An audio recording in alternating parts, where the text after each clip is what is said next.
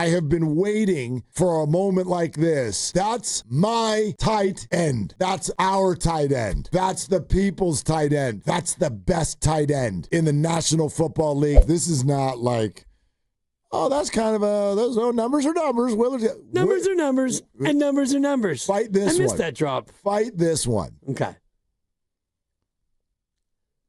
Listen to this. Grandy's looking for it. Trying to find it. I can't find it. It's been a minute. Just listen to this. Numbers are numbers. When George Kittle was on the... numbers, Thank you. And numbers are numbers. Not these. These are everybody's numbers. Christian McCaffrey had 20 rushes with George Kittle on the field. He had 4 rushes when George Kittle was not on the field. In the 20 rushes that he had with George Kittle on the field, Christian ran for 126 yards.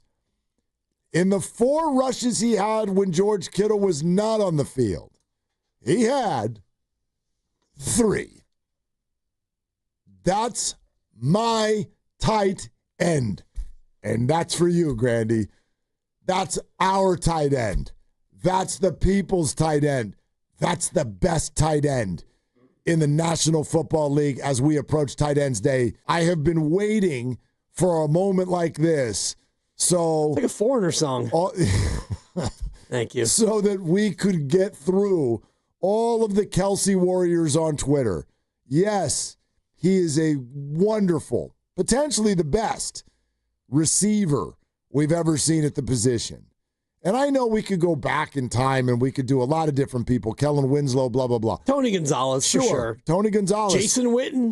Don't sleep on him. And Witten was pretty good at blocking. Really good receiver. Gonzalez, great receiver. Not as good of a blocker. Antonio Gates never blocked anyone. Ephraim last night got upset with me when I gave Shannon Sharpe credit for blocking. Yeah, it's on me. Well, he's like, then account for this. I was Shannon's teammate in Denver, and he would tell me in the huddle, I'm not going to block this guy. I'm just going to go out and run, so you're going to need to block my guy when he comes through. You got to get your guy and my guy because I'm going out. So, I'm going out tonight. Anyway, there are very few George Kittles and Rob Gronkowskis, man, and that's an army of 2 that can be that good, an elite receiver at the tight end position who also has this kind of an effect on the run game. It is no coincidence. I know Atlanta's not a great run defense, so that, sure, you can throw that into the bucket too. But George Kittle is back. Jon Feliciano told us they need George Kittle back. They need Juwan Jennings healthy. If they get those 2 things, you watch, they're going to start running the ball.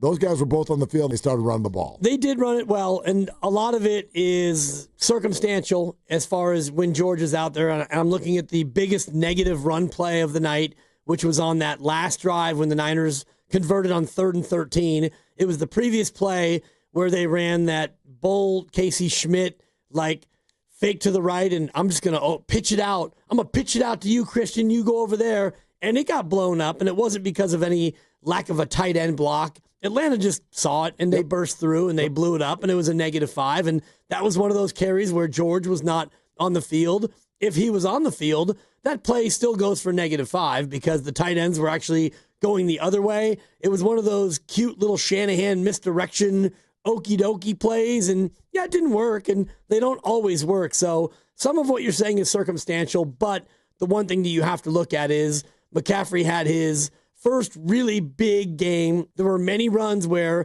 he was able to get to the second level. Imagine that. Yes. You get by the line of scrimmage, you make a guy miss, or even if you don't make him miss, you like barrel into him and you get 7 or 8. You got a chart over there? How many times did Christian go for like north of 7 yards on a carry? I'm just glancing here. I don't have a chart. I don't have it charted that way, but the opening drive, he had an 8 and he had a 6. Drive 2, he had a 15 and a 7. Drive 3, he had a 12 and he had a 14. Incredible. Drive 3, they go 12, 5, 14. And then on 3rd and 4, they ran it and he got 10 more. And that was one where I noted Kittle block on that one. So, yeah, there was a bunch of them, Mark, as I'm just looking at the first half. The second half, you've got a 7. You've got another 7. and another 7. These are ones where those normally would be 2s and 3s. Yeah, like Christian McCaffrey's whole year has been 2s, 3s, and 4s. It felt like there were more 7+ yard Christian McCaffrey runs in this game than all the other games combined. You're probably not wrong. And on the drive I just was mentioning, the drive where they got it at their own 35, they went down, they scored the touchdown, they basically put the game away. He goes for 9 off a Pooney block. Max sneaks it for 3, and then he goes for 11. And then even B-Rob comes in and gets 7. Yeah. So it wasn't just good. McCaffrey. Yeah. Like, the run game was opened up. And give Mac Jones some love for the scramble, little 8-yard scramble. And something about watching him scramble, and you know how it's going to end. And it ends with him diving, like the way you and I dive into a swimming pool. Totally. He just like belly flops forward for 3 yards. It's hilarious. No, he looks like a dad who is trying to get down on the ground to play with his young kids. Like, that's the way he moves. That's the way he moves out there on the football field, and that's partially because that's who he is. Yeah. And it's partially because he's even hurt more than he normally is. So he looks even more awkward. Like, he's not a Manning brother yet, but he's pretty close.